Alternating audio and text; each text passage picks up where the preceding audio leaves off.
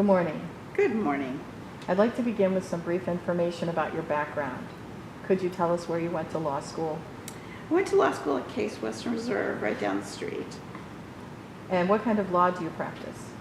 So I practice plaintiff's work, primarily trial work, and I'm a sole practitioner, which is why the law library has been so helpful to me, because as a sole practitioner, it's very hard to be able to have the kind of resources that the law library provides.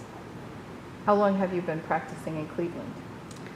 I've practiced in Cleveland throughout my whole career, and I've been practicing since 1983, so you can do the math. And how long have you been a member of the law library? And I think I've been pretty much the whole time. I think for most of that time. How did you find out about us, about the Cleveland Law Library? So when I was a young law clerk, I used to be sent over here to sort of blunder my way through and answer to anything. And of course, there was no electronic media really there, so you sort of had to just pour through books and hand shepherdize. And I remember spending hours here, really just trying to figure out, am I in the right path for the answer to this question? So I think my firm sent me over initially. And have you spent a lot of time here over the years? I have. I've spent a lot of time. It was always sort of a nice home away from home when you were downtown, and you either didn't want to go back to your office for any reason, or now my office is in the suburbs, so it was a place to sort of be able to, gather your thoughts and write or just think while you're there, and it's a very serene sort of feeling. Has the Cleveland Law Library helped you with any landmark cases in the course of your career? Yeah, I had a very big case. It was a railroad case. It was a historical case. And I know that I did a lot of research here, and also the librarians here helped me tremendously in sort of getting started, because it was I had inherited this case actually from my father, and I'll talk a little bit more about my father later on. But it was, and when you're a sole practitioner and you don't have a whole firm to rely on, it's helpful to be able to rely on the resources of the librarians and just have another brain to help you sort of find your way. So you alluded to our staff a couple of times. What do you remember about our staff, past or present?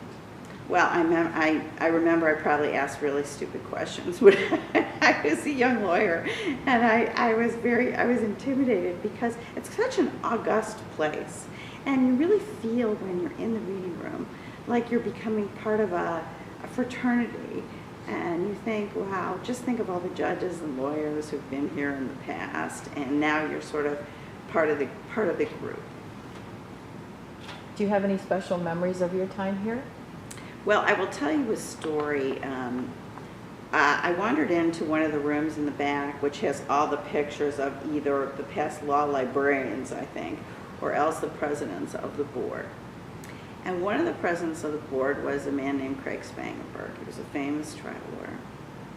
So that leads me to a story that my father told me. When my father got out of law school, he went on the GI Bill to school, and he didn't want to tell his parents when he got out of law school that he didn't initially have a job. So he would dress up every day in a suit and go downtown and listen to people like Craig Spangenberg, particularly Craig Spangenberg, try cases. And on his off hours, when there wasn't anything to watch, he would come to the law library. He said it was sort of his haven, and he felt like, even though he didn't have a job yet, he was really a lawyer. So I always remember that, and it was such a nice memory, and I also followed in his footsteps and felt the same way about the law library. Would you say a lot has changed in legal practice since you started your career? Oh yes, I think a lot has changed. I mean, certainly the advent of computerized research. When I was a law student, we were just in the infancy of, I think we had these enormous, huge computers. It makes me feel so old. And so you really didn't do hardly anything online. So to learn that mid-career has been more challenging for me than if I had just done it in law school, I think. What do you miss about the way it used to be?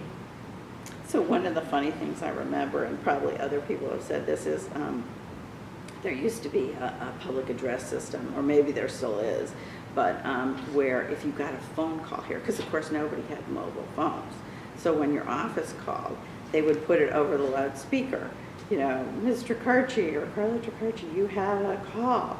Well, there was a phone booth on the side, which is still sort of there, and they would call you. So you had a mixture of being embarrassed that someone was calling your name out loud, and also like maybe even a sense of importance. And when you went into the phone booth, you sort of felt like either you were Superman and you were going to come out, or you were like Maxwell Smart, and it was like your spy place because they were telling you things. So there was sort of a mystique of coming here, and I remember those little vignettes. What lessons have you learned in the course of your career?